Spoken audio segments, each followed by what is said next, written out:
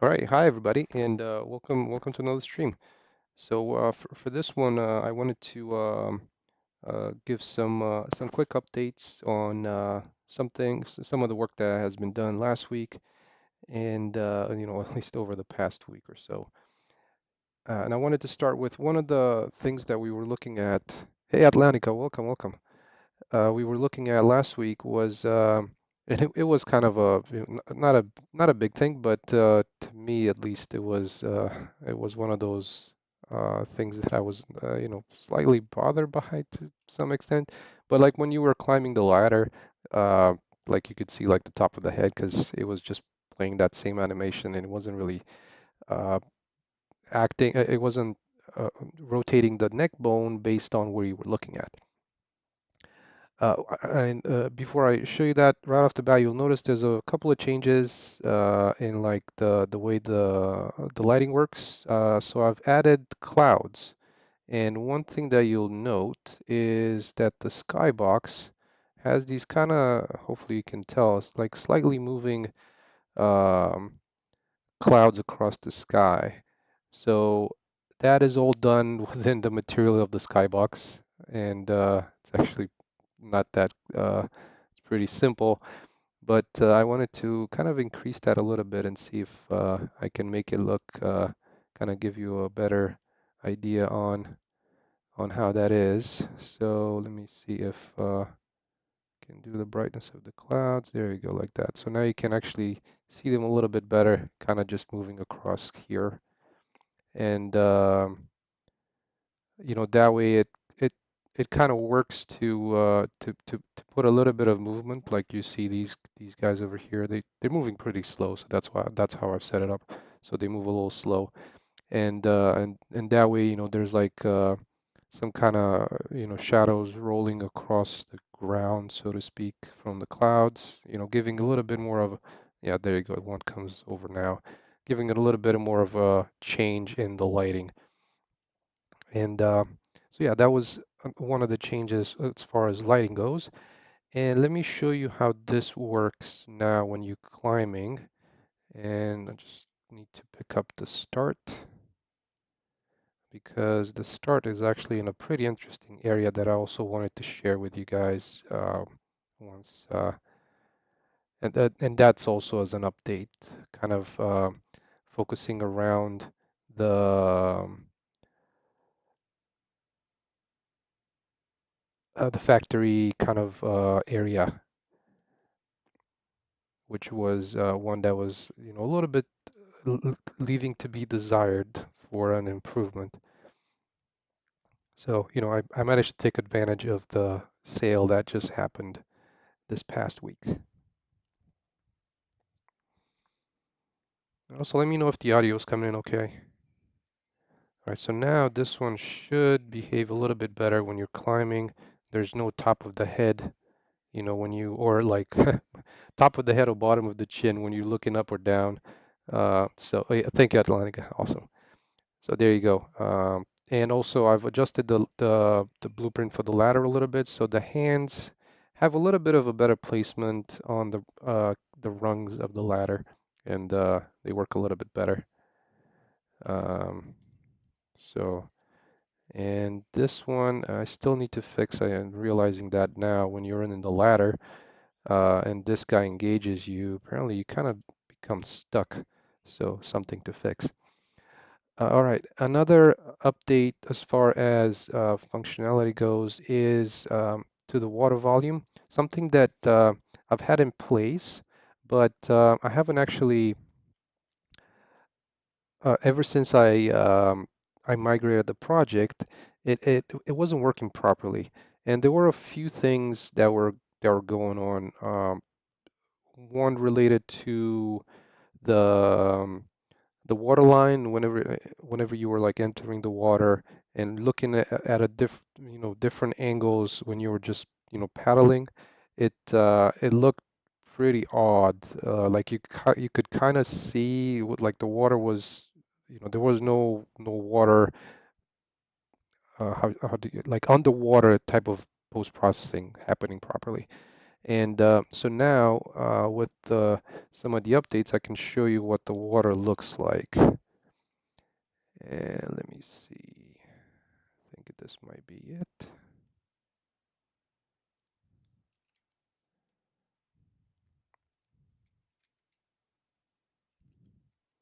All right. So also some improvements to it as well is how the shoreline is being handled. And let me just paint some something else but grass along the edge here real quick.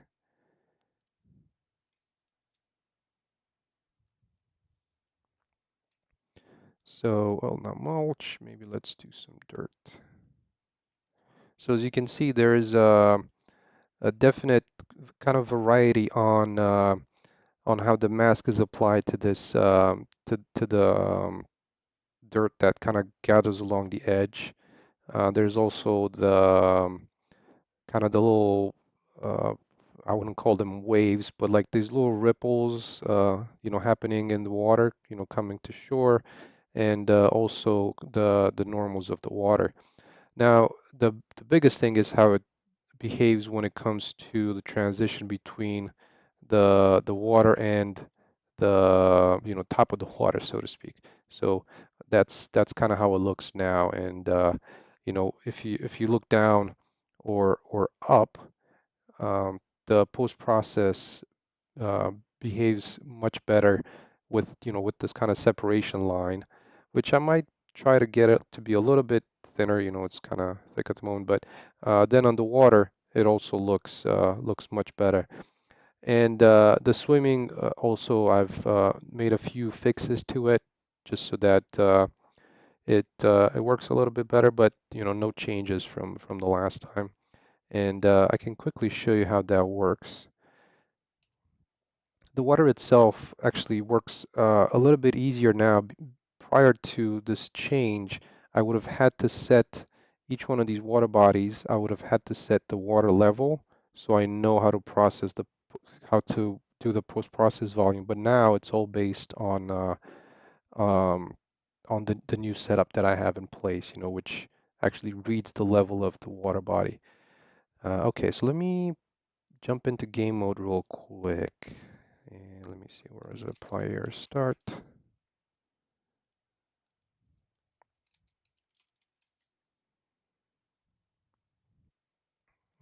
Here.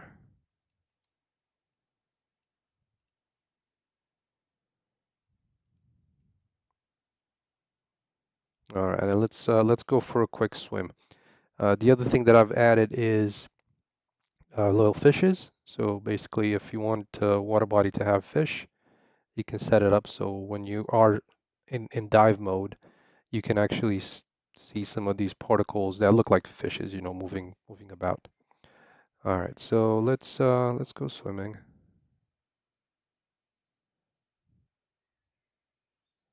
So now I'm in dive mode, and actually I should have. Oh, actually no, I still have to. I forgot. My bad. I still have to set it up for the water level.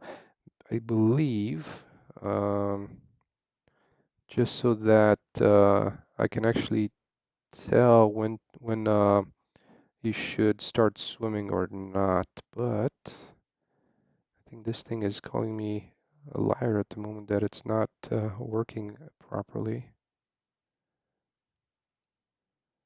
Let me see what's going on here.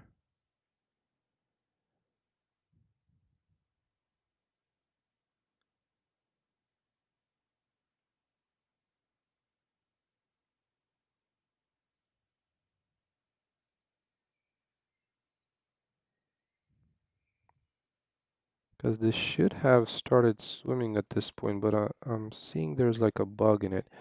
But yeah, this is what I was trying to get working, like the little water line, so that it looks and separates kind of the above water from the under the water.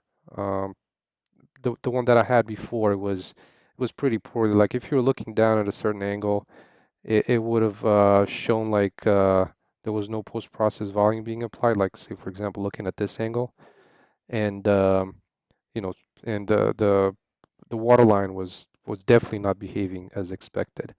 Let me try and see real quick what's happening with this water line here.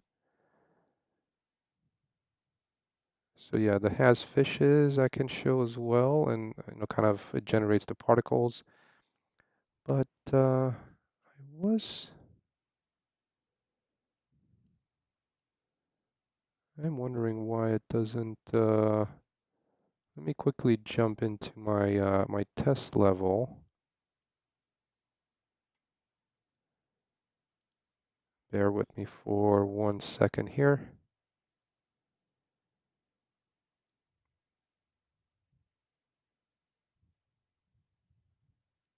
Because I literally had this working earlier.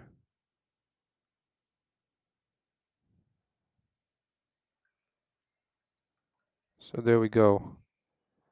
Kind of swimming underwater, and then once you surface, you're gonna swim on the water surface. And this is kind of where it's paddling. I'm still trying to work out this kind of blocky type of shadows, and it's something that has to do with the uh, surface scattering settings for the single layer water material. But yeah, this is you swimming and then just exiting the water. So yeah, that's kind of the update from the this particular aspect of things. Just fixing this as well. And let's go back into the main level. So I'll try and figure out what was going on with that particular volume. I'm not entirely sure why that didn't work as expected. I've been cleaning up these actors, and I would think that I'm not using the one that's the old actor.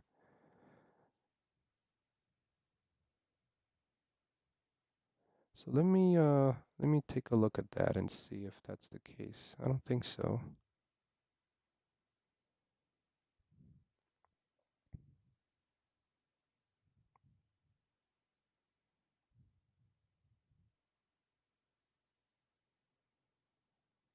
But yeah, I ended up kind of merging a few different projects and tutorials into this water body, whereas a combination of the way the post process works on the water with the top of the water material and then the swimming, which was kind of somewhat from scratch done because I couldn't find anything that um, any proper tutorials I would say for the swimming. They gave some ideas, but um, not to the extent that I was happy with.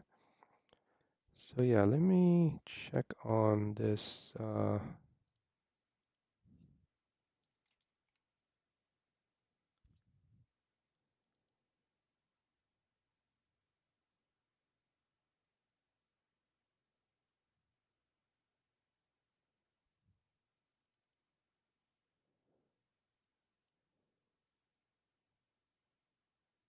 Yeah, that's the right one. I'll need to figure out why this one in particular, this actor didn't work as the one in the test level.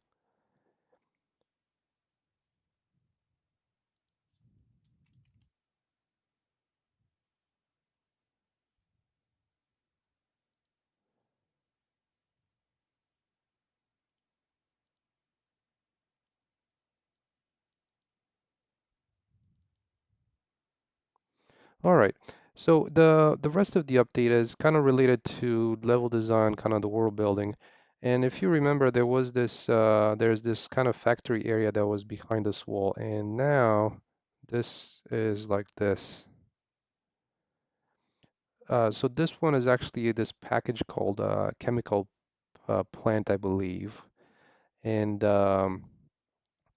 it has a really nicely built, what I was kind of interested in, you know, a type of plant-looking environment. And once I put these two together, they actually look like they would work out pretty well. I need to reposition some of these buildings, but um, oh, thank you, Atlantica. I'm happy you like it. Yeah, I really love the package, and I was just waiting for a sale, I guess, and I got it on sale, and I have to say, um, things look really well. I'm gonna end up changing most of the textures, so it will still look like it does, from a building standpoint. And but yeah, like for example, I've added, and let's actually go in and edit this. I have replaced all their kind of ground concrete tiling with my own textures. So for example, this is now, and this is how it was before. So just to kind of also uh, what do you call it? Um, Also reduce the amount of different textures being used. Hey Adamski, why is Windows not connected though? Well, that's a good, very good question. So what happens is you get this. I have purchased my PC as used, right? So it came with Windows, but the Windows was already activated on that PC, so things were fine. Like if you watch videos from maybe a few months ago, you won't see this. But what I did, I ended up I upgraded my computer, so I got a new motherboard, a new CPU, new RAM, and that triggered this. So go figure, Windows. Thank you so much. So even with an activated copy, if you don't have the key, and that's the thing, I didn't have the key. Windows detects the change in like a system setup or something like that. Yeah, yeah, you have a valid reason. Oh yeah, yeah, totally. And I'm probably gonna end up buying it just so I have it because I get it when you have like when you buy a used computer, you're not gonna think about, hey, my dude, can you also give me the Windows key? They probably don't have it anymore, and or the chances are pretty slim. So that was that's the reason for that. But yeah, so as I was saying, I ended up replacing a lot of the you'll see there's like things missing over here. So I ended up replacing a lot of the pavers with some of my own, and of course, using that IA scatter tool to do um, to add these blocks along the way because what was going on also with the blocks that the developer had, it kind of introduced repetition, and because they were kind of positioned the same way, not rotating, pretty small size. And with the scatter tool now I have all these, this is like one piece, and I can like do a rotation snap at 90. So this one is going to have a different rotation than this one and then that one and so on.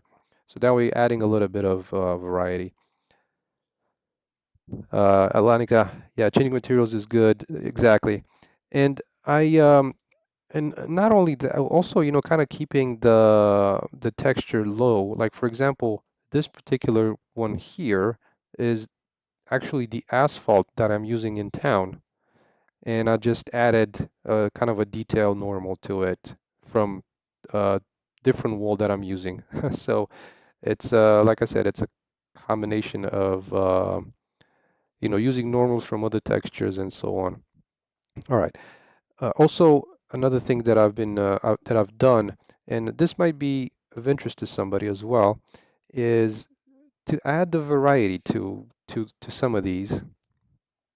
I've um, I've made something. Hopefully, hey, you might find that interesting. So this is how the material looks original. I've changed some tinting. Well, this is my material, but these are the original textures from the developer.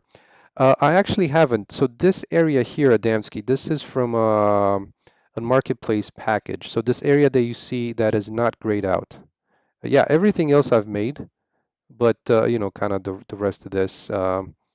Some of the elevation or the height map for this is from a separate marketplace package. But everything else, I've kind of put together, like the roads, the rocks around here, and I can show you more if you're interested. But yeah, this level itself was it's called like Chemical Plant, I believe. It is from the marketplace, and it was on sale um, up until last week, I believe. Oh no, sometime this week, I think the sale ran out, or maybe last week. So I managed to get it on a 50% discount, and it's great because it fits exactly what I need. This kind of like chemical plant and what's going on there, and it also fits in with what I plan to put on the inside, where some of the NPCs are going to be working at, and because what's cool about it is that it's got some of these not probably not this one in here, but in here, for example, it's got some of these open spaces where you can add like a production line or stuff like that. So the package itself is really really great. But like I said, some of the textures I'm not a big fan of. So that's why I'm working on changing them. So the positioning of the assets themselves, they're great, you know. But but again, with some of the textures, I'm going to be working on changing them. So I can show you a little bit of what I did for one of them, and namely this pipe, because it's pretty frequently used. You kind of expect that from this kind of a chemical treatment plant type of thing. So what I've ended up doing, again, this is the original textures that come with the um, with the package. So let's go into the material, and these are the original textures themselves. Like a diffuse, and you have like a normal, and you have like a roughness, right? And what I wanted to do is I wanted to only rely on the normal and maybe a mask. So let's take a look at what I ended up doing. Hopefully, I can find the right material that I've made, because so this is the original. Let me see. I believe it was let's see, color variation. All right, so mask for color. Now, um, I'm gonna remove these. So the kind of the original. I'm just gonna keep the normal. And let's see. Actually, apologies, because I'm I jumped into showing you this one, but I need to figure out which one was the material itself that I modified. Let's see.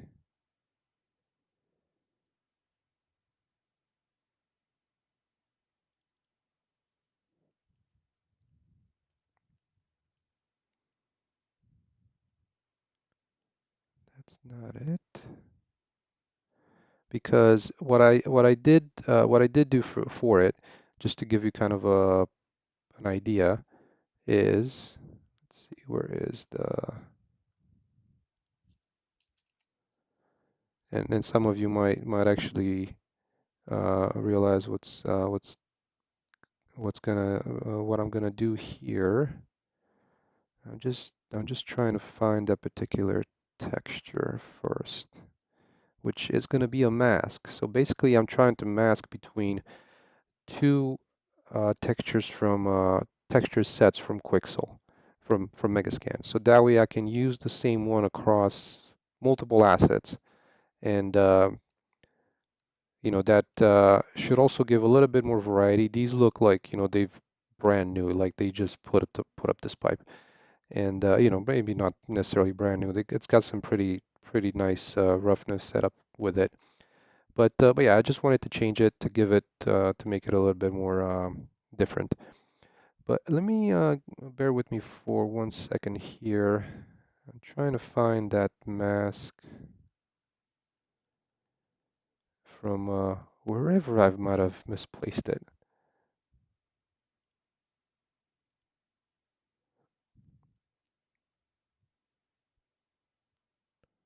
I'm not really sure why I reverted back to this material, but I have, so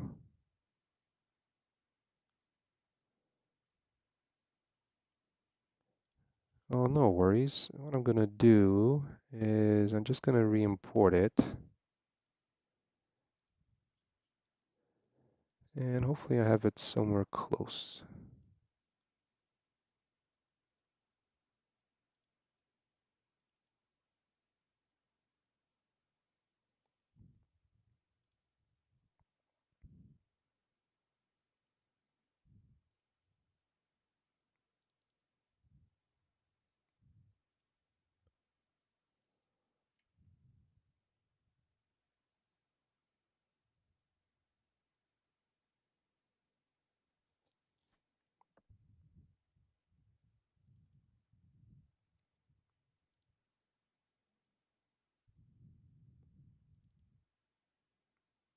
Well, so I can't seem to find it, but I think what might be helpful is to also show you what I was, how I was doing this. And so let's actually do that, because it might be a little bit of a better show and tell than me just pulling the mask and how did you get that mask. So for this, I'm gonna use Substance Painter, but you can use whatever tool you have to bake stuff. And what I'm gonna be doing is I'm gonna create a new project here, and I'm gonna get the pipe. So this is that one pipe asset that's using this texture. Um, Atlantic, I can see fish with three eyes in the green water, like from The Simpsons. Yeah, that's cool. I remember that. I remember seeing that. Um, you're not, completely wrong. Let me put it that way. So yeah, let's do something here. What I was gonna do is actually gonna I've exported the normal that comes with that pipe. So I'm just gonna import it here. And I think I need to import it into the shelf somehow. Let me see.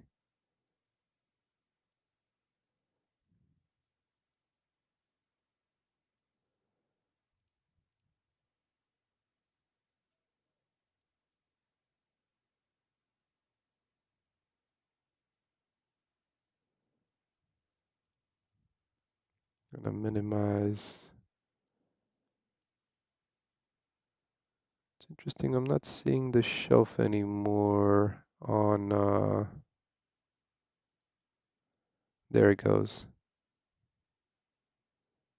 Kind of undocked the shelf by mistake. All right, so let's bring this one in.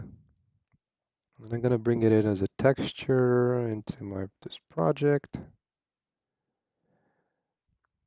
And before doing that, actually I might have had it already done here. So, but let's do it again. So now I have this map. I'm gonna place that into my normal map here for the texture set. That way I can generate the and actually that's not really it. That's an old one. Should be, I think it might be this one.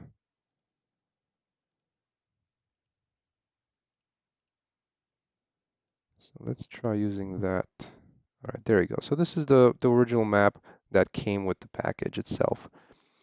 And I'm going to select Bake Mesh Maps, but I'm going to uncheck Normal. And I can uncheck Position and Thickness and ID. And I think Workspace Normal as well. So I'm just going to bake these maps. All right, so now that the maps have been baked, I'm going to look in Surface Smart Materials, which, if you use like the Quixel Mixer, that works the same way. I'm just looking for something that has like one of those generators to add like edge wear or something like that.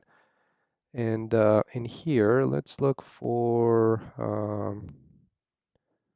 I know there was a couple of them that might be worth using. I can't remember which one that was. Let's try the steel painted um, stained. So yeah, see this one has some wear around the edges, not so much as what I was looking for. Just make this a little bit bigger. Let's see if it was steel or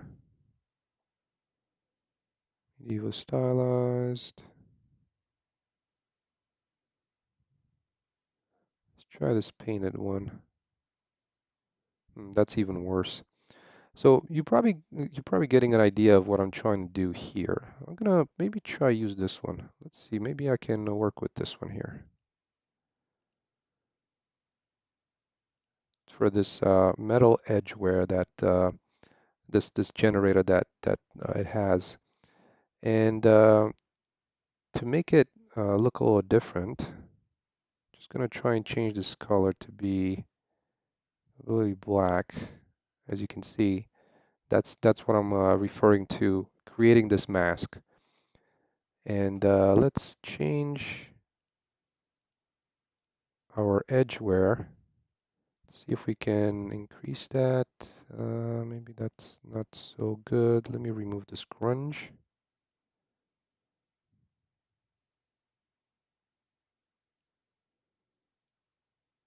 Let me try removing these. I don't really like those. And I'm going to try and add a generator and a metal edge wear. And that's actually kind of interesting why it applies it all over the place like that. Let me go back into here. And I'm wondering if the position, I should have baked the other ones as well. Let me try baking these ones as well. I'm not sure if they're taken into account by the generator. Yeah, I didn't think they would have. So it's just a matter of finding the right setting for this.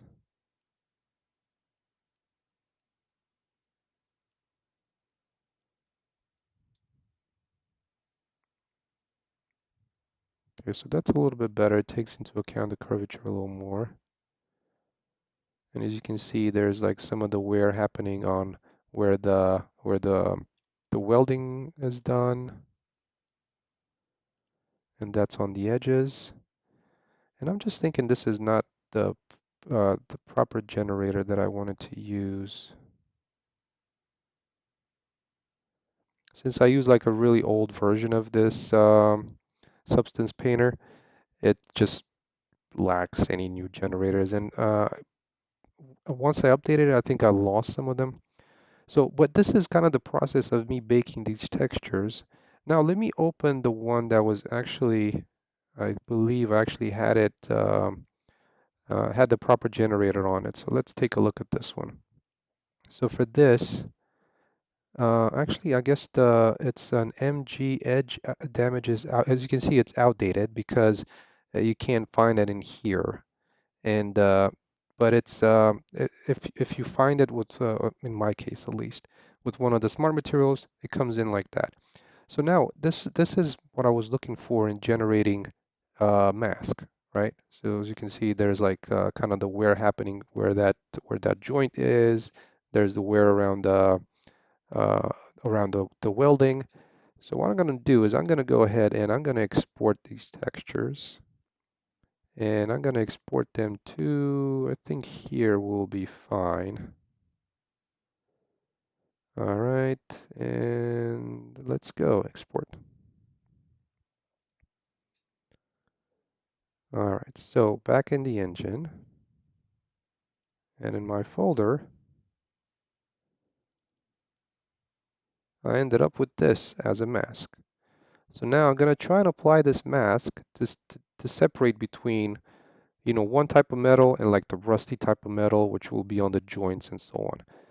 All right, let's import this into Unreal. And now that I noticed the name of it, I think I might be able to find it because I believe I've already imported it. But so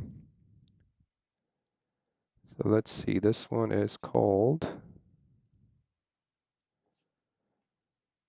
pipe_01. and I actually have the material right here. And there you go. So that's my actually call it base color. So it should be masked. But that's how it got exported from Substance Painter. It's I've never really updated the settings. All right. So now let's take a look at the materials. The material itself is here.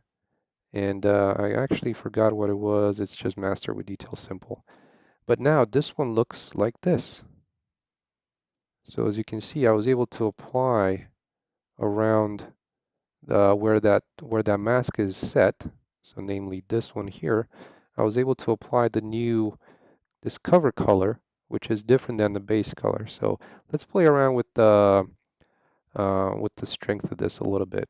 So as you can see, if I actually not the, I think the power should help me a little more. So as you can see, I can switch between them a little bit easier like that. Of course, you got to keep it within reason, where you got to play with these like the multiplier and the power. I'm no technical artist by any means. So, but the end result is what I was looking for in this here, and the ability to use for one of these, and let's apply the material to it, to one of these pipes, to end up having it look like this. So, you know, we have kind of um, the rust going on around those joints. And if I was to rotate it a little bit, and around where the welding is done, and of course around the ends over here, where like there's like the little edges, and you know, some more welding the bolts. And this is what I meant when I was talking about adding some variety in in the material, in the textures, right? And I have a very limited selection of kind of for this material of these Quixel kind of rusted surfaces, so to speak, or any kind of metal surfaces. There's not that many from actually from what I could find with Quixel. I One thing that sometimes kind of frustrates me about Quixel materials is the roughness of some of these some of the metals that they have, and their materials in general. The roughness is it's probably like real world based, but it's just not very game based. You know, uh, really when you look at a game, you know, when it comes to roughness, it looks a little bit off to me. So, but yeah, this is just adding that variety into these textures. I'm still to find maybe probably, you know, better surface textures for these, but yeah, that's how it looks. Hey, Pushy, welcome. So if this is a project of mine called On Your Own, which is a video game, single player action adventure video game.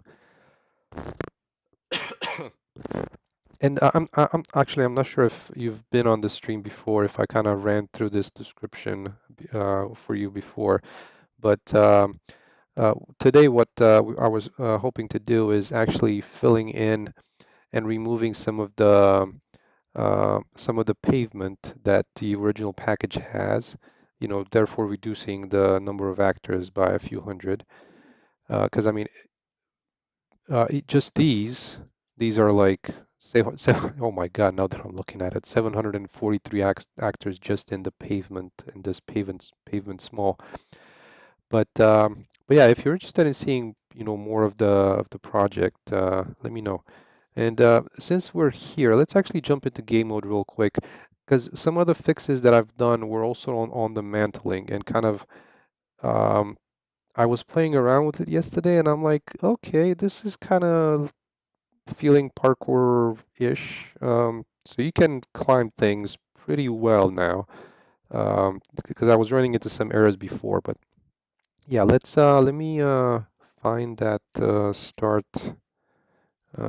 player start. I actually need to exit out of this. And we'll take kind of a walk around here just to another thing that and that's why I kind of spent a good portion on was fixing the collisions for this for this chemical plant. I mean, the collisions, I believe they might be auto-generated or some, but a lot of the assets had the use complex as simple collision setup, and that, kind of, so you would have, an asset like this that could be just like a little block around it, but it had all this little knob around here had the collision set up that way, so it wasn't very good for game purposes. So that was spent some more time on fixing those collisions and making them a lot simpler. Like this comes to mind, this particular railing, you know, this had complex collision on it, and when it could have just been like a simple box collision. But yeah. So Pushy, just to kind of reiterate, let me quickly jump into game here. And so it's a single player game. Again, I'm not sure if I've done the spiel before, but it's a single player game, story based, and it's set up in this kind of world. And I can show you a little bit more of it, where you you enter the world through a plane crash, which is kind of used throughout other games as well. But um, you actually can jump out of the airplane in three different locations, and depending on the location, you're gonna start the game a little bit differently. Like get some different missions in the beginning, and interact with different characters at the beginning of the game. And so that's my plan. That's what I'm trying to do, and kind of give a little bit of variety over the plane crash. Which, yeah, it's a good way to enter the world. Because, well, how did you get there? That's a question. Yeah, thank you. Thank you, Atlantica. That was something that I was thinking from the get-go when I was trying to consider how to start the game, you know, and it was on top of mind for that, and that's why, since there's all these locations in the world, it could give some variety in gameplay. So yeah, in the end, you're still gonna end up in the same places, but at the start of the game, they're gonna be different.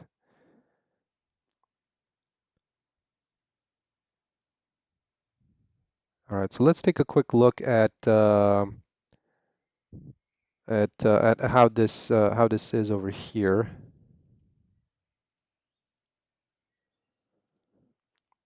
And you know, the it kind of works. I'm not sure why it works pretty slow in the beginning, but I have all these actors that are it's pretty unoptimized when it comes to the amount of actors that need to be loaded, which shouldn't be. But yeah, right before the stream, like I was running this at around 40-ish, 40 plus frames per second in this environment. Oh yeah, there it goes. Yeah, it took a while to just load the actors, like stream the actors in. Like I said, especially because they're like, as you can see, there's like 17,000 actors. That shouldn't be that number, but it's the reason that, a lot of these are just like single meshes, and have yet to join them together into one piece.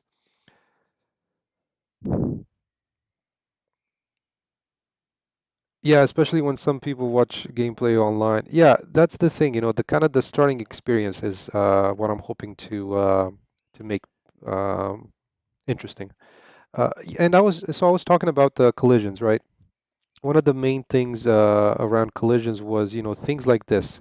Like in particular, this one asset was had, I believe, also kind of high collision, using simple complex as simple.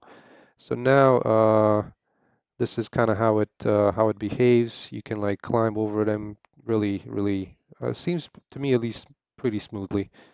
And like if it comes to like jump over one of these railings, it goes like that, and back in the water. And then, kind of climbing over these. This one's pretty low, so it should be able to climb pretty easily. But then, say on the edge here, I believe I tried it out, and I'm not sure if I was too far away. I guess I was too far away from it. But I was also able to climb like this. Actually, yeah, I don't think it can reach that, unfortunately. So there's uh, there's no point there to be able to grab onto.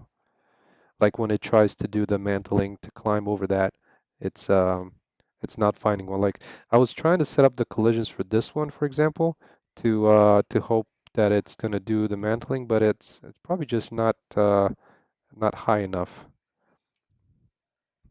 and I don't have enough room to pass through there and or there, unfortunately. So yeah, these pipes where they had the collision set to complex. So I ended up just creating a box collision for them so that way you can climb over them easier.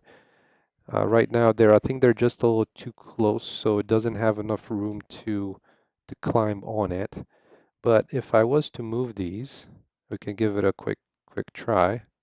So if I was to move or remove actually one of these pipes, I think that might be a little bit easier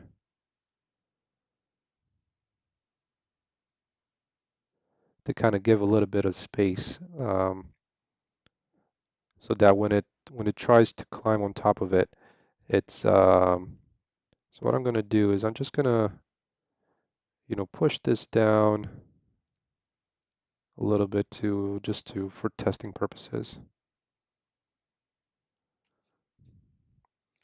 And the other thing, now that I'm thinking of it, I'm wondering if this one you couldn't climb over it because of the spacing here. So let me see if I'm going to just move it down a little bit.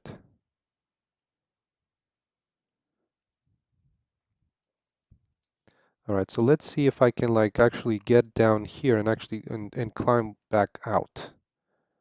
It might be kind of a tough one over here, from here to here. I'm not sure if that's going to work, but let's give that a try. It's kind of interesting to try it out. So once done with that experiment, we can uh, we can get to doing a little bit of kind of building around here. Hey, Helion, welcome. Hey, how are you doing? Welcome to the stream.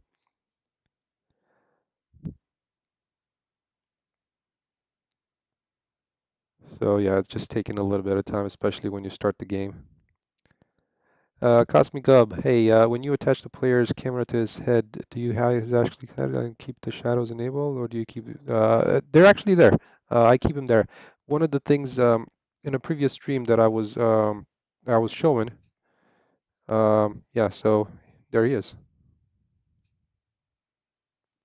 And apologies that it's kind of running a little slow in the beginning while it's loading all these actors. It just takes a little bit. But yeah, it's there. And that's uh, you have a great thought there. That's what I was doing previously. That's how I was doing it because I have some other movements that are going on here. Like swimming, climbing. When I was climbing the ladder, it was using the animation from that ladder climbing mechanism. But what I did, I ended up just adding like a layer blend uh, per bone or layer blend layer bone. How I can never say that one correctly, and not blending on the neck. So that way, when I move my head around, like so, it moves the head, and I'm not gonna end up seeing like the top of the head or the chin or something like that. All right, so let's kind of jump back down here and see if I can climb on top of this. And yeah, I think over here. Oh, yeah, I think I found a bug. Haha. So that's interesting. It doesn't really work very well when you're trying to. Oh, actually, there it goes. Okay, that worked. But the thing is, See, right there, that's an issue, I think, with collisions. See that part there? And I think one of the bigger well, the fixes here is let's take a quick look at player collision.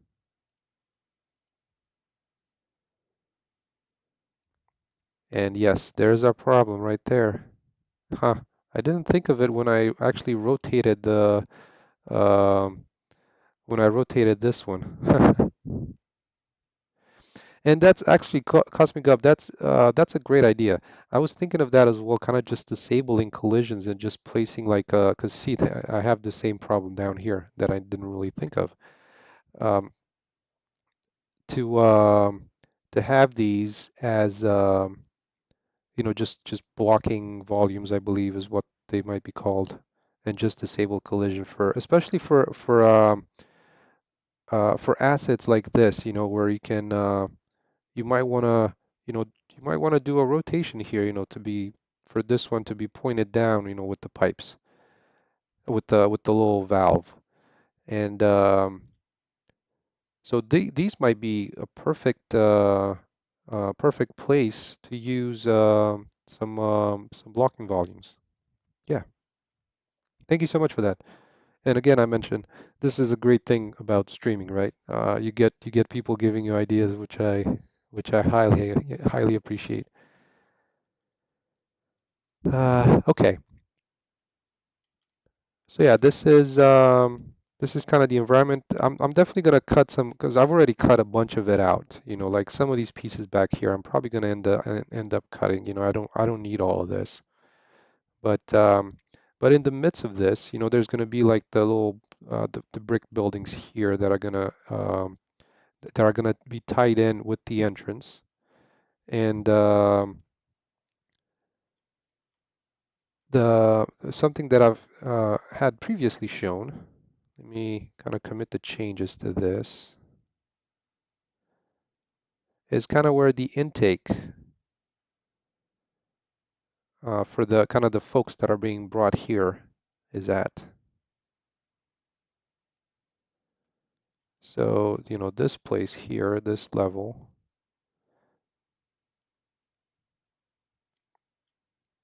this would also be placed. So if you think of it, hopefully, if you can envision it the way I'm looking at it.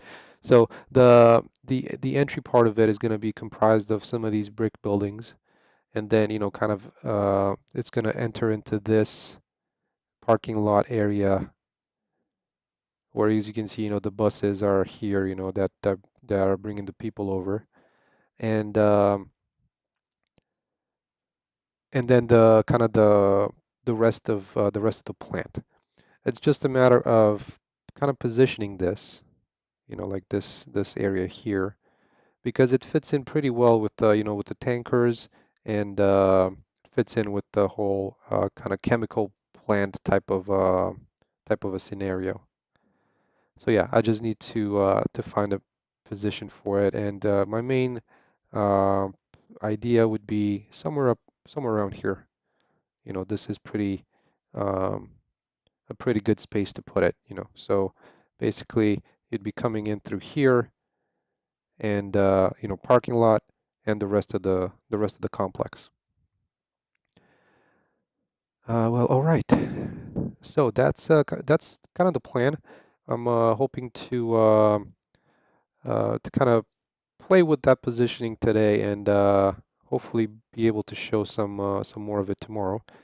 But in the meantime, for the rest of the stream, I was thinking of just kind of continuing on with you know trimming the amount of actors down in here, and namely start off with things such as the kind of the sidewalk, and kind of the ground that is past it. And this particular asphalt mesh that I had from the model from the motel level is actually really good, and I'm really happy with how this particular mesh looks and the texturing of it. It might seem a little repetitive from above, but once you're at the ground level, it actually feels, to me at least, really good. And once you mix this in with, let me just delete it, with some of the pavers, I think it will fit in pretty well, you know. So now,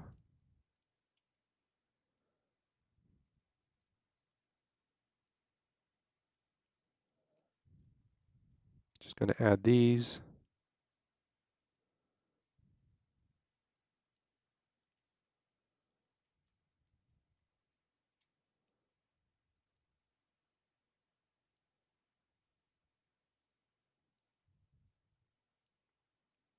And this tool, if folks are just seeing it for the first time, is called like an IA scatter tool.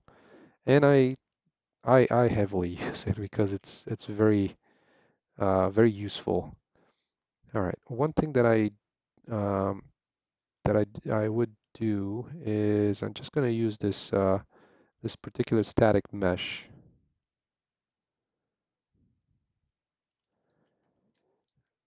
to actually move these along because it's I find that interesting. But this one, so this one, wherever you move it, is going to do a construction script, and it's just not moving it too quickly. But when you also select a static mesh, things work a little bit easier, and you can position it based on the static mesh. So, for example, I want to position it right here on the corner, like that.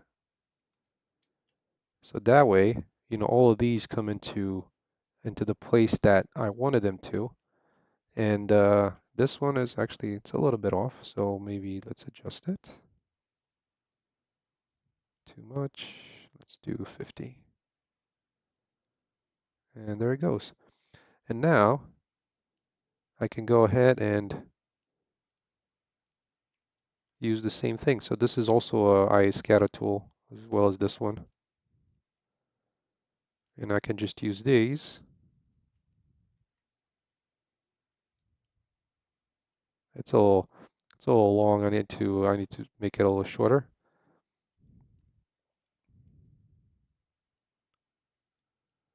And let's just try and position them as best as we can to about there. Now, the one thing about this is, and I'm not sure why, but the I need to adjust the rotation. Whenever I rotate the actor itself, I need to adjust the rotation of the the actual instances. I'm not sure if this is done um, like as a world rotation or if it's relative. Um, so no biggie. I think this one is probably going to be, let's see, 0 and 0. No, 90. Trying to figure out which one this is.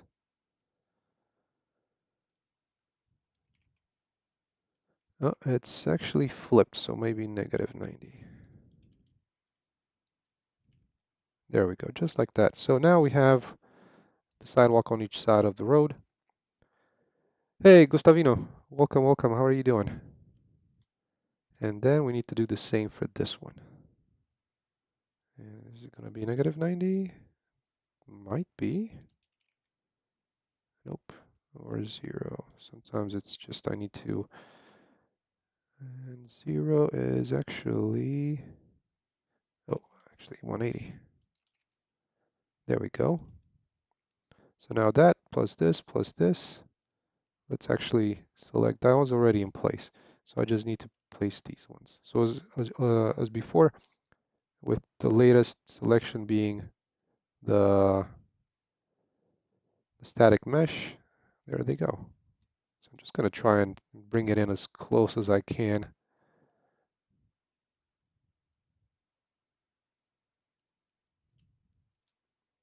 That's pretty close. It still has a little bit gap, so I'm just kind of picky, I guess.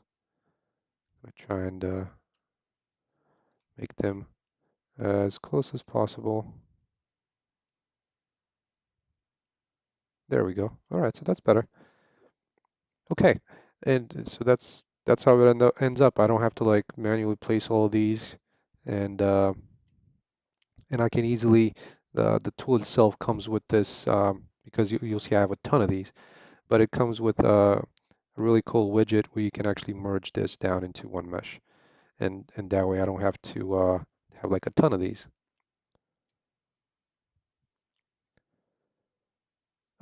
Hey Gustavino, is this the same game from the dog video? Yes, it is. I mean, the dog video is going to be a pretty fun mechanic to have. It's just going to be like a little small mission, but yeah, it is. The environment is growing, so to speak,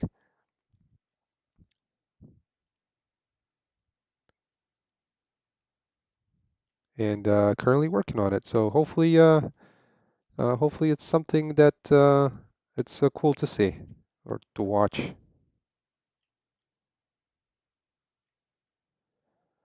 All right, so now we got 10. It's almost on the corner here, so it should be fine. Let's we're gonna use this one and this other corner to place it along here. Hey, Jenny Tokia, welcome, welcome. Hello, how are you doing?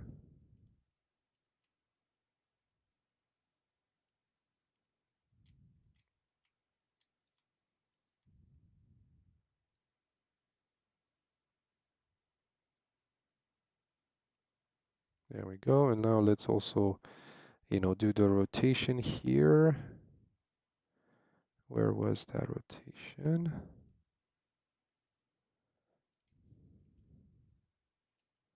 There we go. And just as easy as that.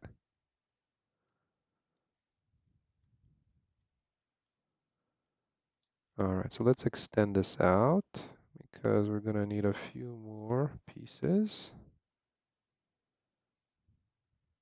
Where is the instances? Here we go.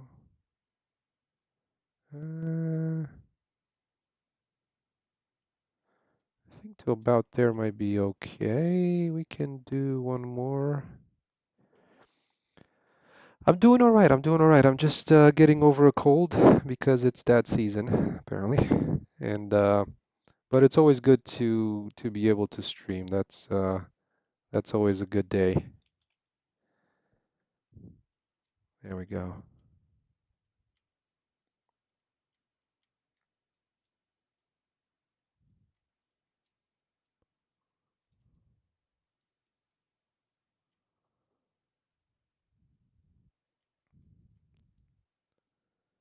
Oh, thank you, Cosmic. But again, I can't take uh, credit for all of it.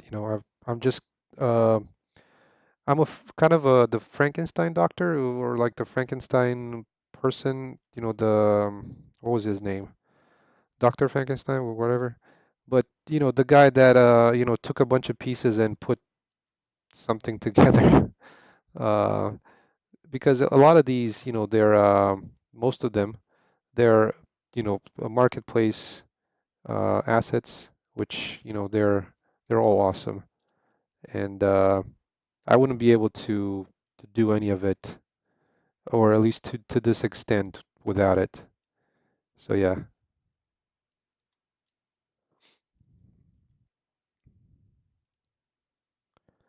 but thank you so much. Yeah, in the end, I'm hoping to end up in a nice place with it. Well, thank you. Appreciate the kind words. I really do. It's um, it's always good to hear. And yeah, it's I think in the end, oh, what's going on with this one? What am I rotating? Oops. Oh, that's how I did the scale.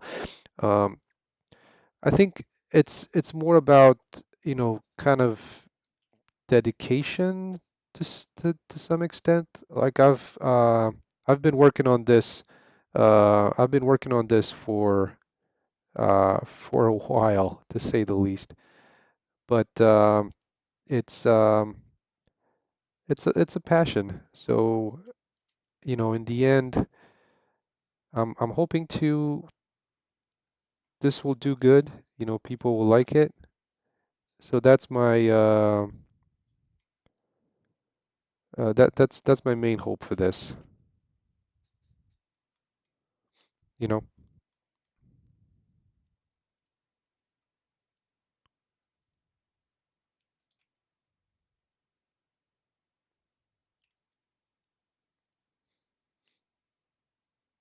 Oh, thank you, thank you. I appreciate the support.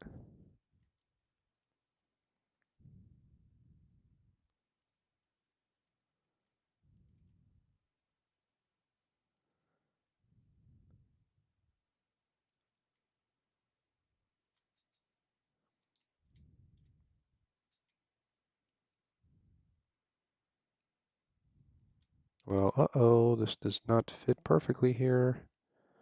What's going on? It should have been a square.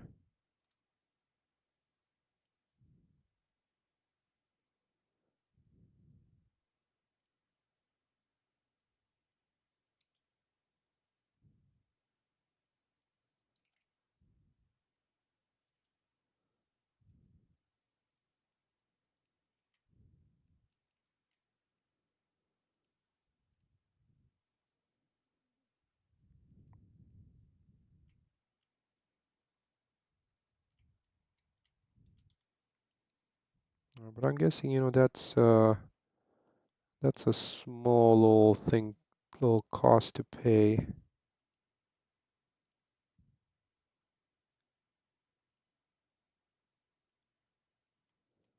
That tiny little gap.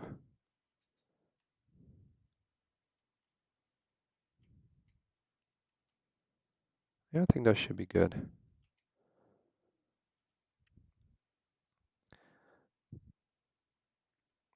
Hey, PondiTube, what tips would you give yourself if you could talk to your beginner self?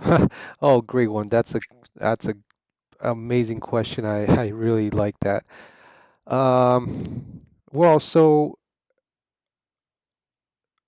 you know, first of all, it's kind of having the idea for the project, right? So that one was never necessarily an issue. My issue was that I started with kind of the shiny things, you know, like well, let's build the environment. You know, I spent a bunch of time just building some environments, and this was in my CryEngine days, you know, because you know it was you know, just the I just started with the whole kind of looking into game development. This was about 10 years ago, I would say 2013. Yeah, 10 and a half years. And instead of actually looking at how to do the mechanics. So I started off and, you know, created some really nice photos. You know, people were really liking the environments, but there wasn't a lot of mechanic stuff, you know. So once I started getting into that, I realized, well, in my case, you know, how difficult CryEngine was. And I started kind of doubting my choices. And I, you know, I wasn't getting desperate because I really wanted to do this game either way. But at that point, I started thinking about let's look into Unreal. So I started looking into Unreal and kind of learning the blueprints and the mechanics of, you know, doing animations, you know, how would you go about inventory, you know, interactions, combat. And, you know, I started kind of focusing on that.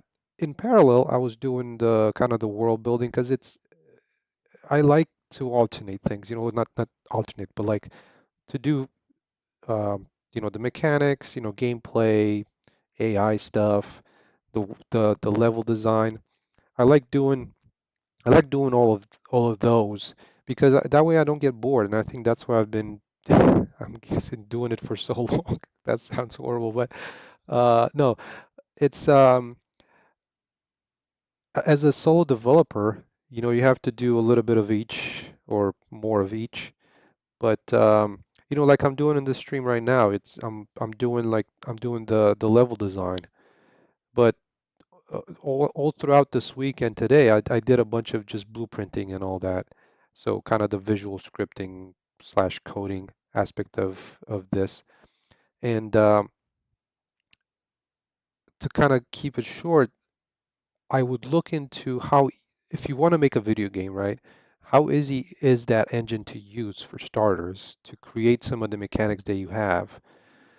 Second, if I don't want to spend the time in creating the mechanics, are those available on the marketplace? And with Unreal, that's the cool part about it. A lot of the mechanics I was able to adapt or, change from some of the marketplace stuff.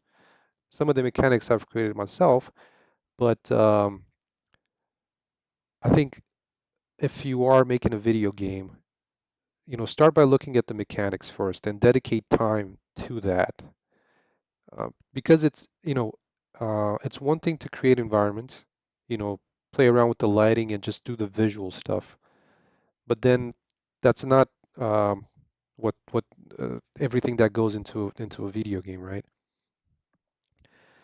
So yeah, if I was to meet my younger self, I'd be like, you know what, look at the mechanics first, and I would try to stress that out first. As how easy, depending on the engine you choose, how easy is it to make it into that platformer game that you want to make, or how readily available do you have assets that um, you can create the world that you want to create. So that's hopefully that I know it was long-winded, but Ponditu, hopefully that gives you an idea of what I would have told my younger self. Well, beginner self, let's put it that way, beginner self, because I wasn't young when I started doing this, anyways. Yeah.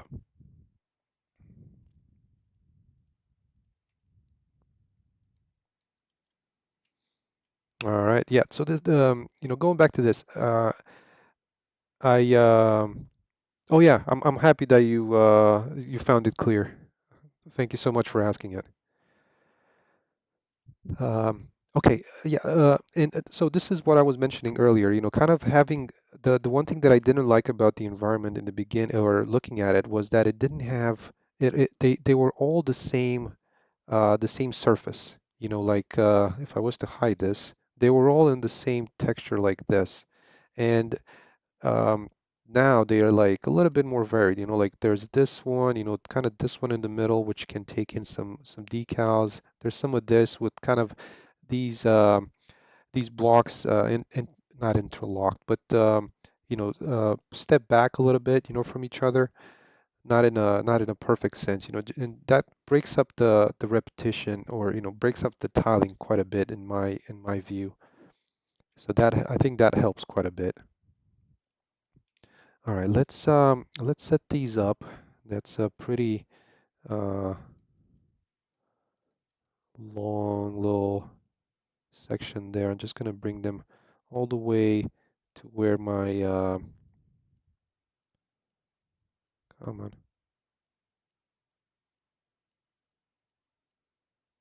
to about there. There they go. All right, so I'm just gonna use this one as well. And I'm always trying to use the grid, especially when it comes to this industrial type of building. It's always easier. So now I have it on a grid of 10. A grid of 10 should work, I think, to try and place these.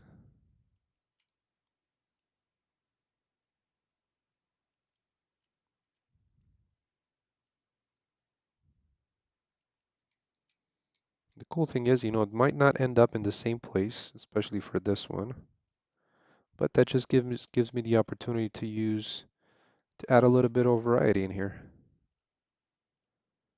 So this one, the street curb paver,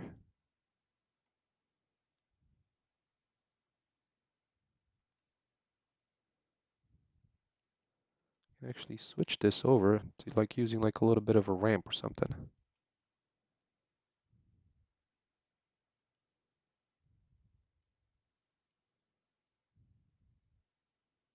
See about where I wanted to place this.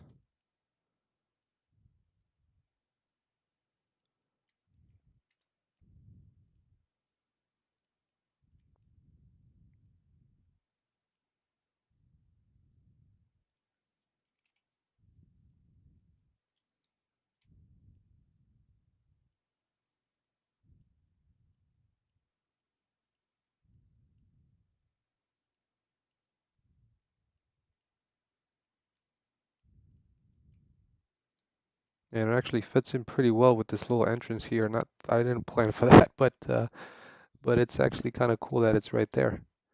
And let's remove some of these.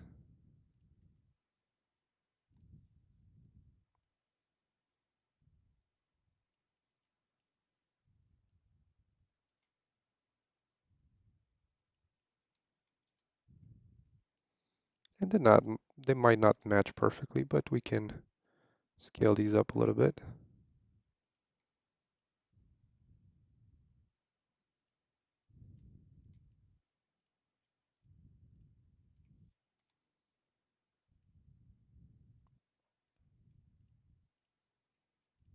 There we go. Let's try and place them.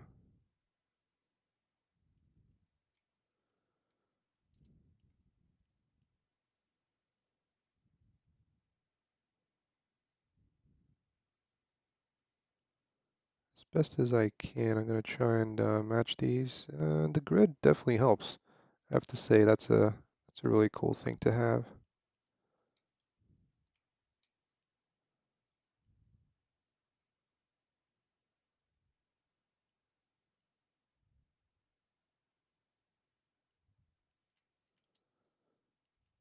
There we go. I think that's all right. I think that's going to work. Maybe it's a little bit of a gap there.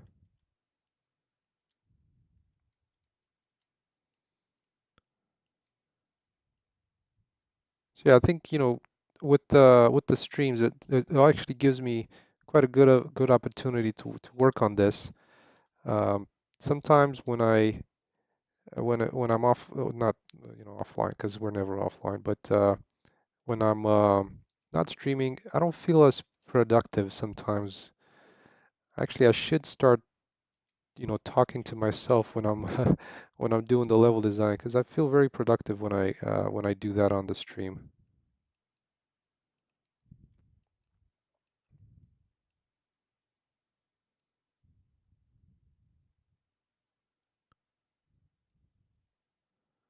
And I think this one could be at 1.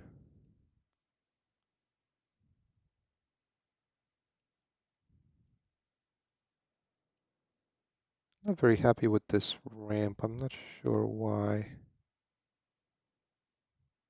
I thought I had it done a little bit better.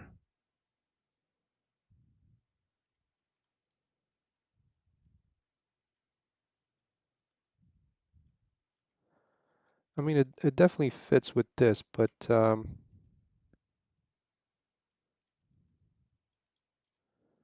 sure what about it is that doesn't feel like,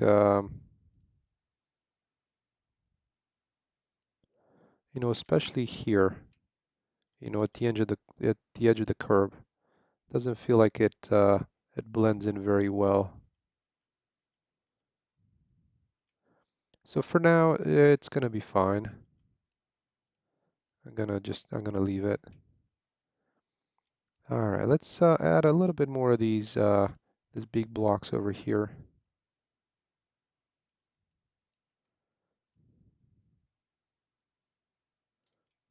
Let's make sure that we're on the grid.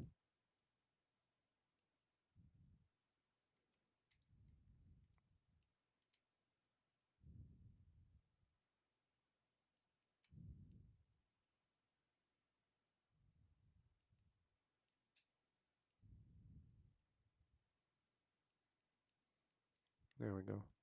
Yeah, so see, that's what I'm talking about, adding a little bit of variety. Just this simple corner here, where it switches for this kind of um, this type of large pavers onto just, plain concrete. I think I think works out. I mean, I like it. And I was just talking earlier about decals.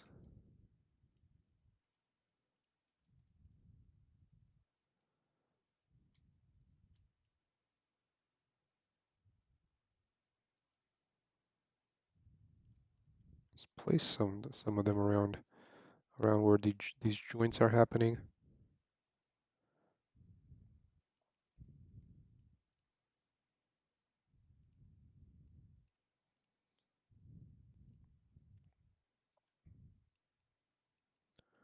So, something like that. And that's just very an oversimplification. I just kind of slapped one decal there, but something that worked.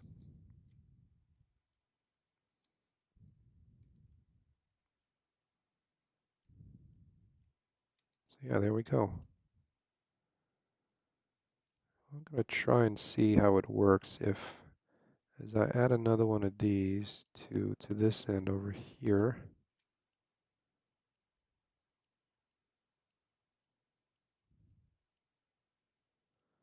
and then complete it with another one of these pavers. I mean, these big blocks here. Now, the one thing, from what I can tell at least, it seems like the scaling, I might have gotten lucky with this. Well, let's see, once I put this at the end right here on the corner, is how would another one of these fit in here? I think it might be a little too narrow, or do I need two of them?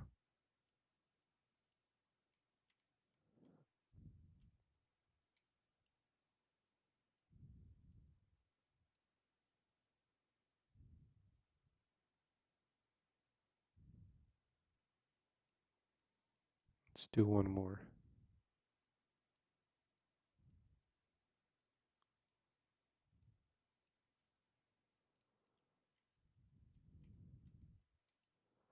And it's pretty cool with some of these that you can actually offset them up or down so that they don't overlap. Like in the case of this, let me take a quick look. So yeah, I think they might be slightly offset. Yeah, see, there's like a little bit of a lip there, because if they were on the same level, there'd be like kind of that Z fighting where there's like, you know, um, you have this happening. But if they're just slightly offset, there they go.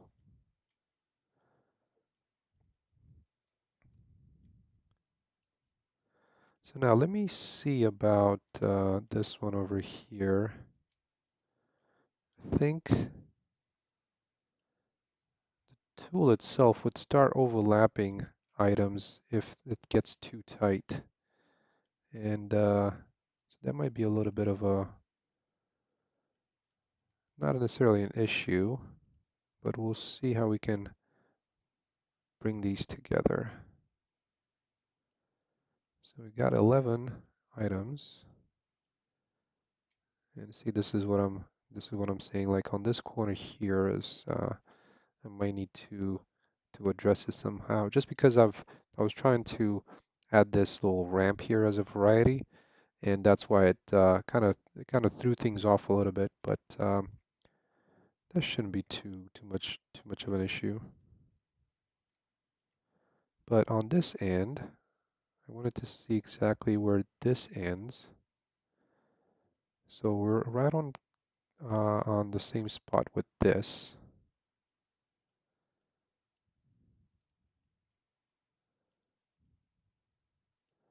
And I think, actually, since that one actually fell underneath a little bit, we can just bring this all the way up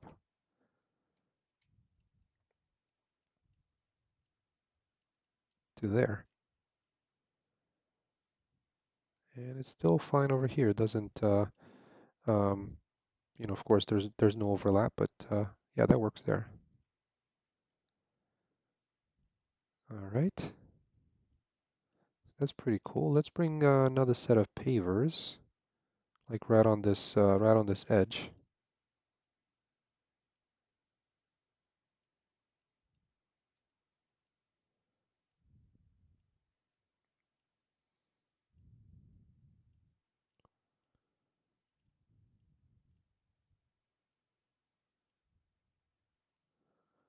There we go, like that. And then this big piece.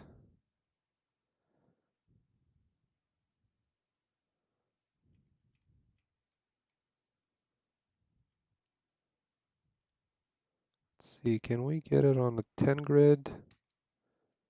would that be to, would that create any overlaps? Let's see.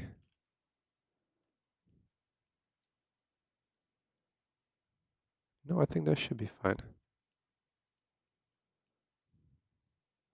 So that way I can switch this to 10, and when I move it this way, I can easily kind of just stop it right there. There we go.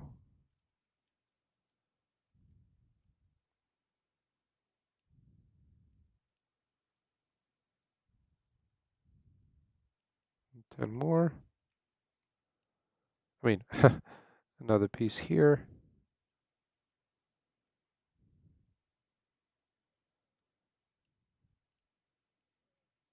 And for this one, let's actually adjust these.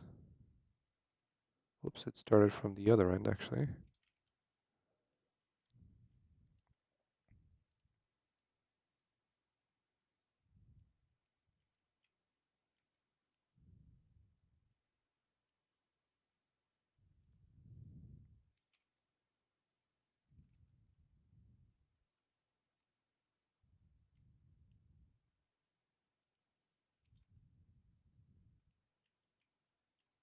There we go. That's pretty good there.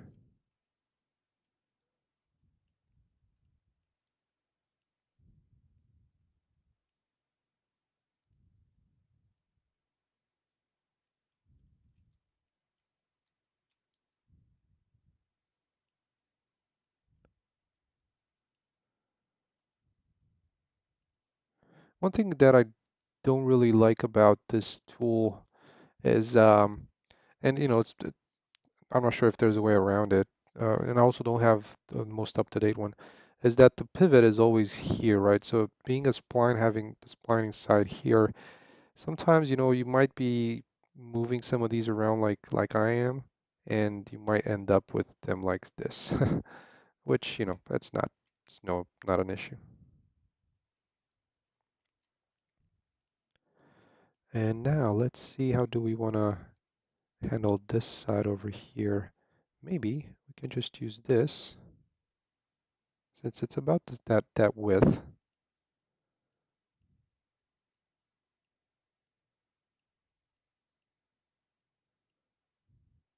And let's just flip it around. Hey Creo, hello. Could you please explain what is dynamic exposure in UE5? I tried looking on but couldn't find an answer. Yeah, that's a great question. So many great questions today. But as I might not have the perfect answer or like the best answer for it. So I'll explain it kind of the way that that I that I look at it, or that I know, or at least what my understanding of it is, and hopefully that will help you in at least in uh, a small way. But yeah, let me do this here real quick. Rotation 0, 0. Where did it go? Oh, I think it flipped right underneath these. So there we go.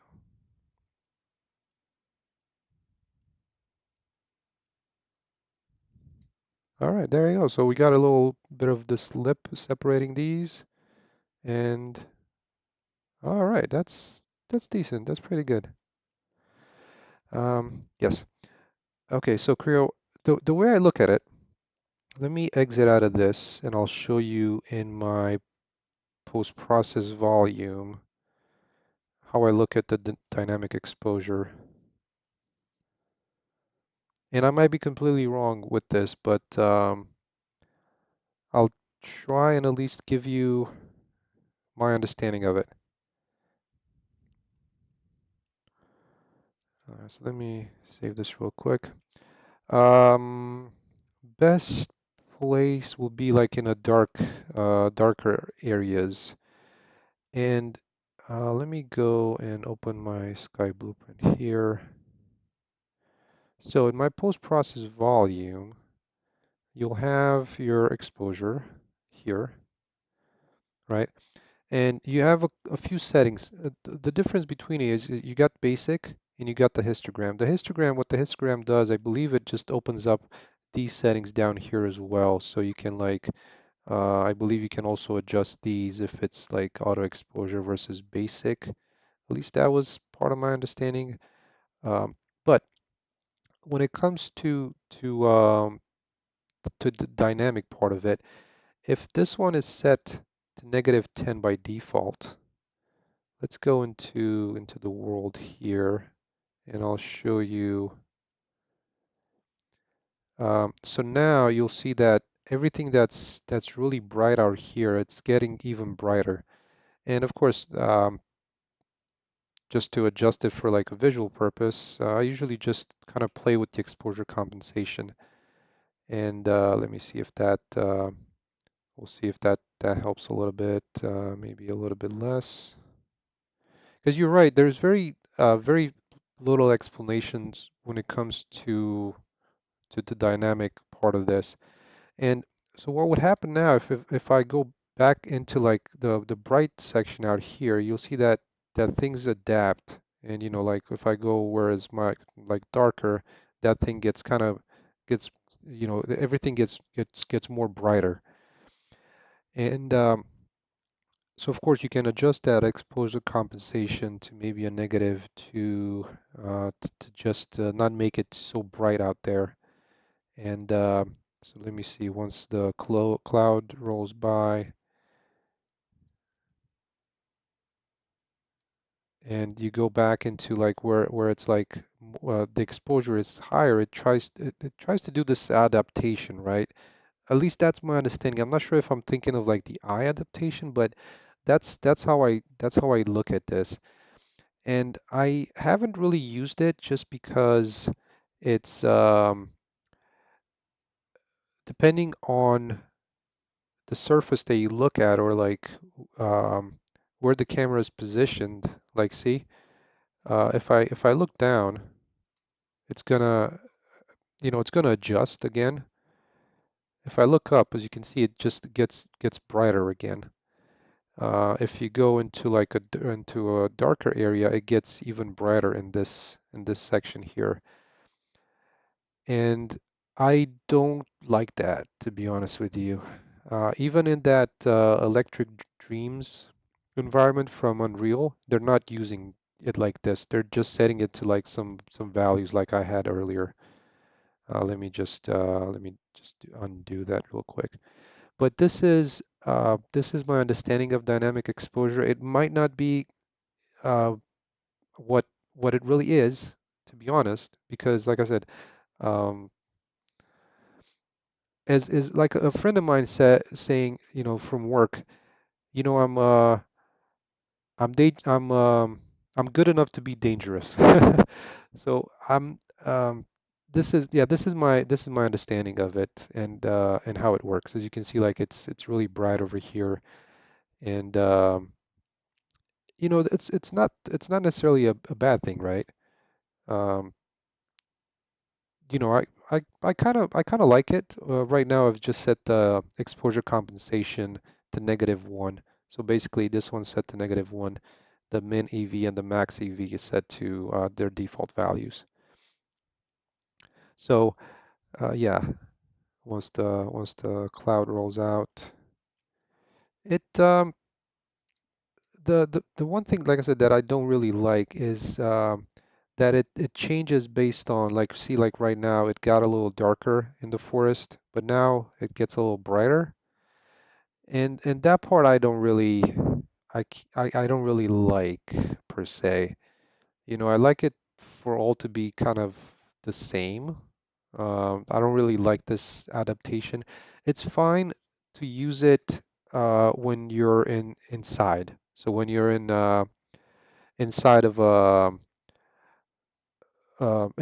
interior, right? So I'll show you what I mean. Let me quickly undo those changes because let's see, where was that?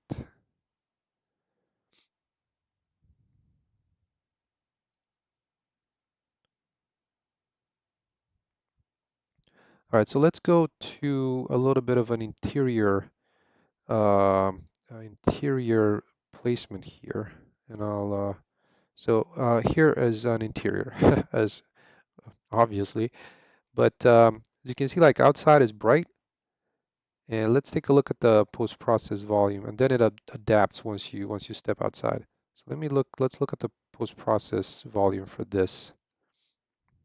And let me hide all the things out there. All right, so in here, if we look at the exposure, I've also adjusted this to a different value because, you know, having it like this, it's a little too bright outside. You know, it definitely, it still looks really good inside, but you know, it's just if you look from the interior to exterior, it's just a little too much. And I think, you know, of course, this one could be adjusted by, you know, bringing this compensation down.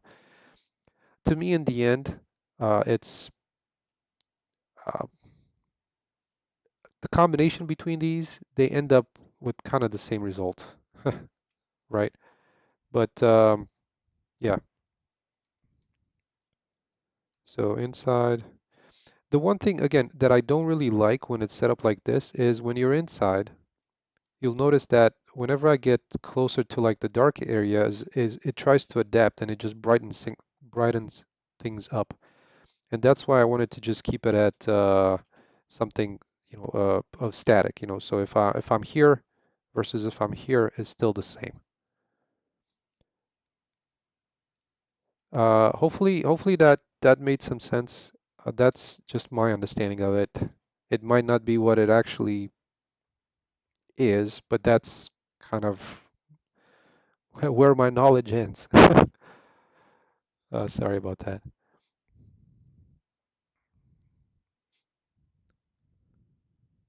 All right, so back to our thing here. Uh, Creo, hopefully, like I said, hopefully that helped you a little bit. Um, I mean, it might have been more of an overview of how I do the lighting itself than anything else. Oh yeah, my pleasure. Glad it was you found it helpful. Because as I was explaining it, I was trying to think, "Oh, does this make sense? Will I confuse the person even more?" And that's something I don't want to do. Okay, so let's see what we got here. Back into edit mode,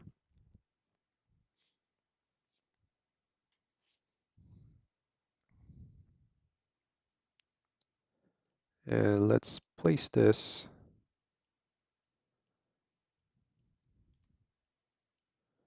Da, da, da, da, about there. I'm just trying to figure out if we might be able to finesse this real quick over here.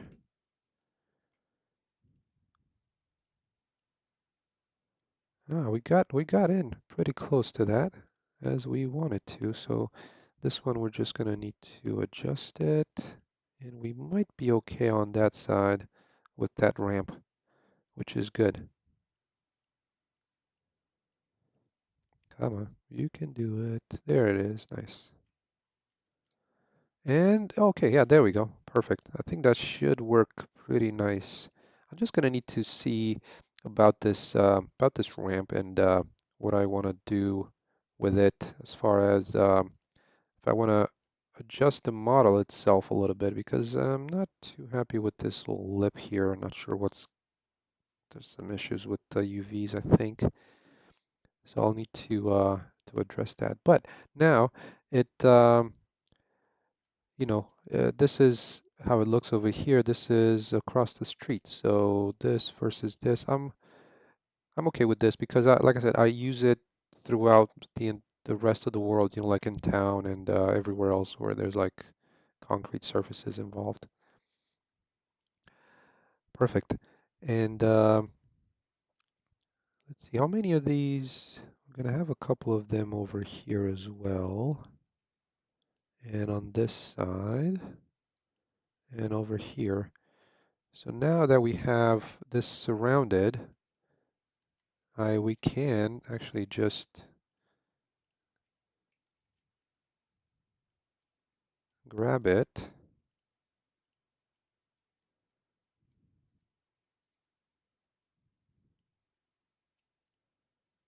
And, oh yeah, maybe I'm gonna use the ramp as well. We'll see how it fits in.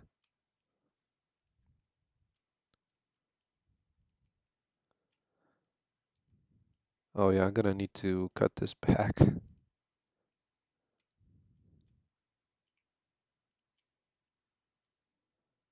And there's still some gaps over here.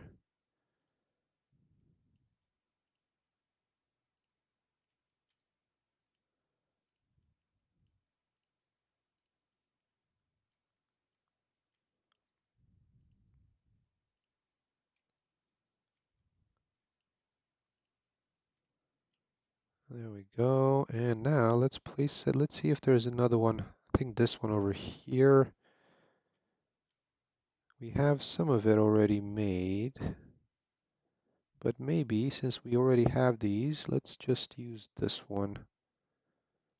And we'll bring them over here.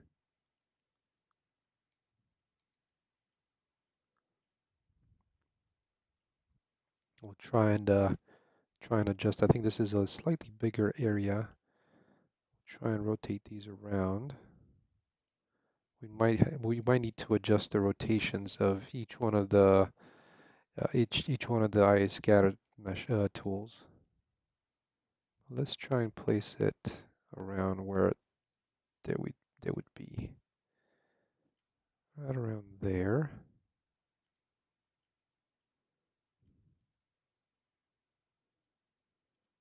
I'm just going to guide myself to this actual corner here.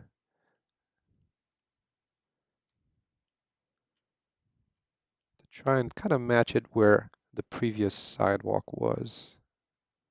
Maybe to like about there. All right, so now let's adjust the rotations. And this is always kind of which way, maybe actually looks like -90. Just like that. And this one was the old one. Can remove that. And we can also, let's see which one's going to turn out better. Is it this one that I already had there before, or this one? I think this one might be it because it's already placed at the same angle level. But let's see, yeah, that was it.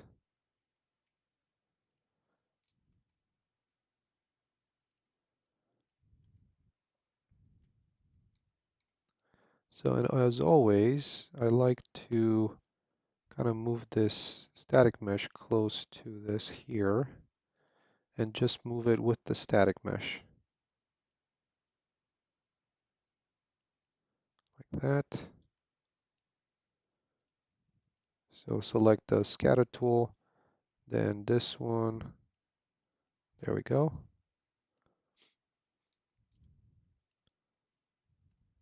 And kind of closing in on this one like that. Then selecting this one. And then back to the static mesh.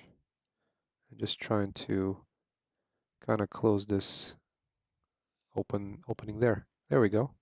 Nice. That should do. All right, let's check on the other corners. So over here we have the ramp, which actually seems like it's fitting a little bit better. It's I think the main reason for it is that let me delete these. As you can see, it's kind of sunk into the ground. On the other side, the little mesh for the road was just a little further down, so it was just kind of like this, and that's why it wasn't looking so good. But it's actually supposed to be a little bit right above that, like so. Cool. All right, that's actually good. I think this particular one I'm gonna delete because the footprint of this section of the plant is a little bit different than the other one. So let's try and make these work.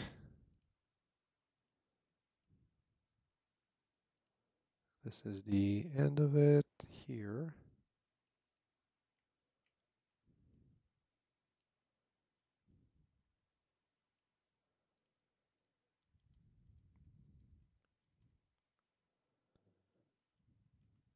And I think for this section, I might just use the actual mesh itself.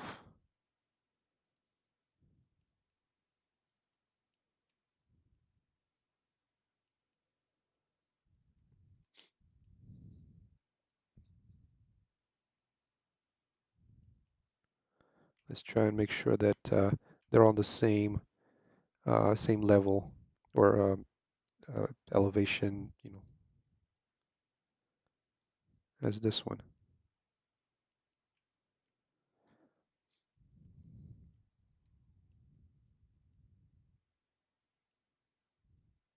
And also one thing that I've noticed, and that kind of is from the way I've set up my town, is that once you start adding in elevation, it just complicates things a lot. I think I do like it, to be honest with you, but it does add some other things that you need um, to address. All right, so the cool thing is also if you just have one of these items selected, let's see what axis this is on the X, or actually no, because there's a rotation, so it's on the Y. So when you just move it from here and not through the gizmo, it actually works a lot easier. But again, like I said, it's just for when you have one of these. But there we go. That's a pretty good join there.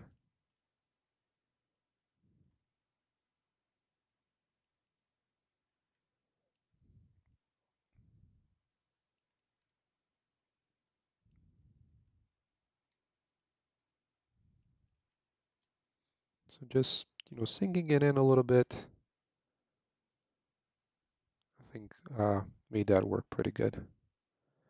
All right, so we got this sidewalk going all the way to here because it was already in place. Let's see how we can adjust this here.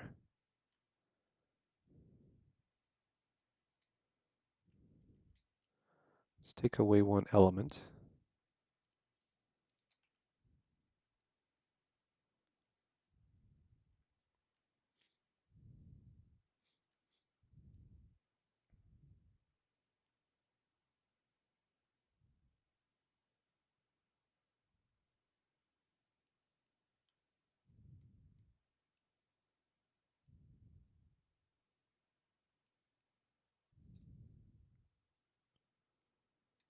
All right, and we have just a little tiny gap over there.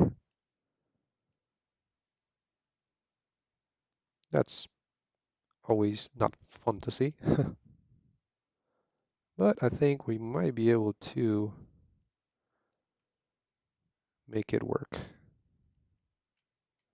Just like before with one of these pieces. And then drop it down a little bit. Just like that. There we go. I think that's somewhat smooth transition between them. All right, let's continue on with the flooring for this.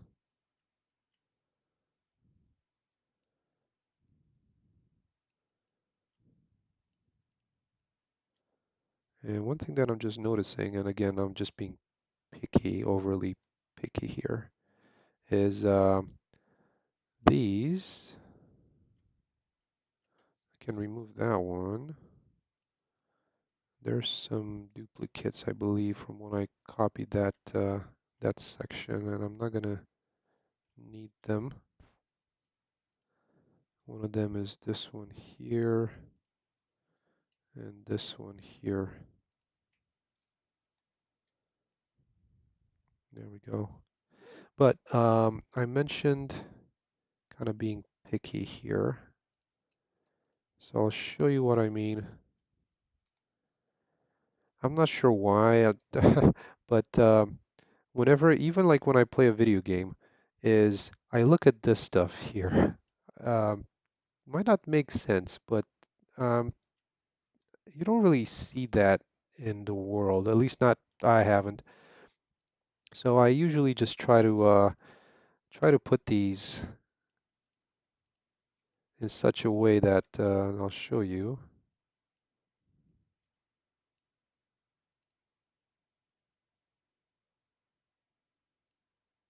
Come on. That it matches with that little um, where the actual uh, edge of it ends, you know, so kind of like this. Yeah, it's not perfect, but it's a little closer. So I can probably try and scooch it over a little bit more. Just too much there. Yeah, so that's just a little thing, I guess. But and you'll see it on this side as well. So I'm gonna try and move this over,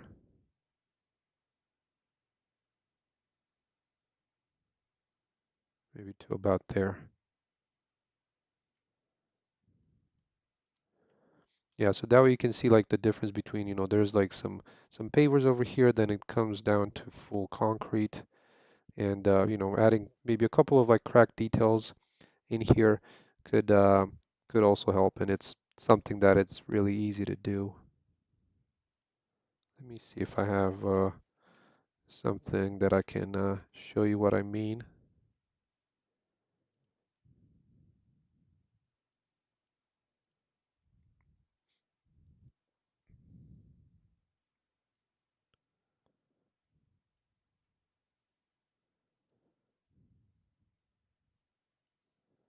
You know, something like that, you know, kind of just like an asphalt cracker.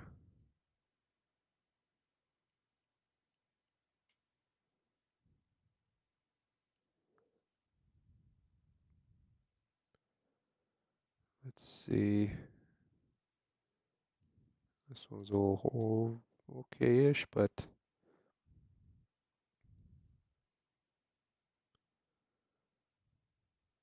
something from Quixel.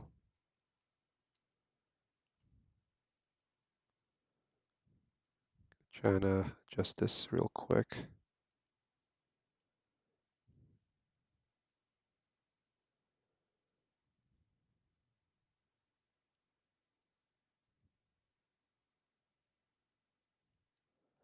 So that it kind of matches with this one, at least as best as it can.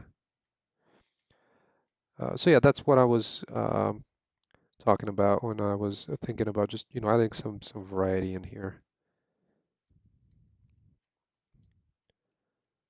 All right, so that's almost done. There's just like a couple of more here to add. And let's see, maybe we can do with some more of these.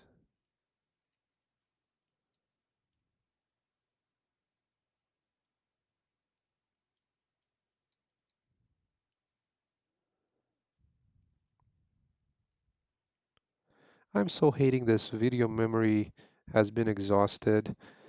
It seems to be just something related to DX12 combined with like that the shader SM6 I think is what it was, the shader type. And once you remove that, you go to SM5. That error doesn't show, so I'm not sure what that is about.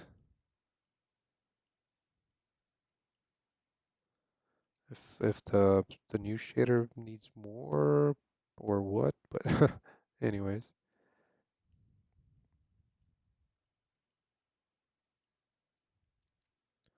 All right, so there we go. Some pavers over there, and which is cool. And now we can switch on that section to just a regular asphalt type surface, and hopefully it's just gonna close it in. quite nicely.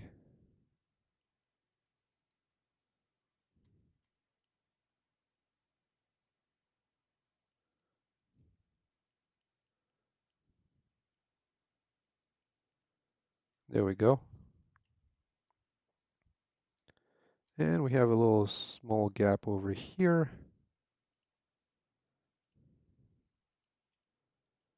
And just as before,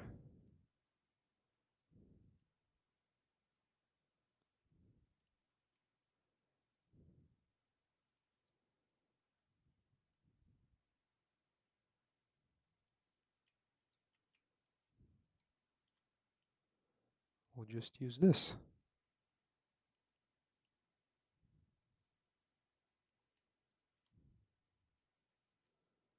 All right, yeah, that's pretty good. And it breaks it up with this little line, this little curve there. Just gonna need to kind of scooch them down a little bit. There we go.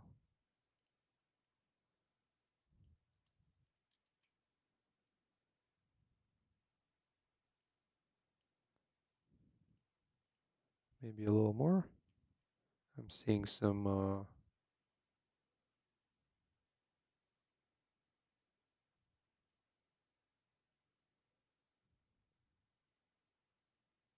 there, just like that.